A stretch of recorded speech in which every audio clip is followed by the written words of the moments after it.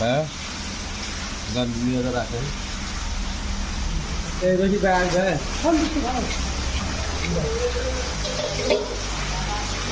কয় কেজি ডিম আছে এখানে 10 কেজি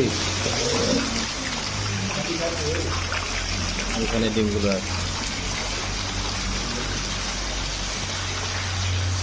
ক্যাটফিশ প্রোডাকশন পাবদা মাছ সার্কুলার ট্যাঙ্কি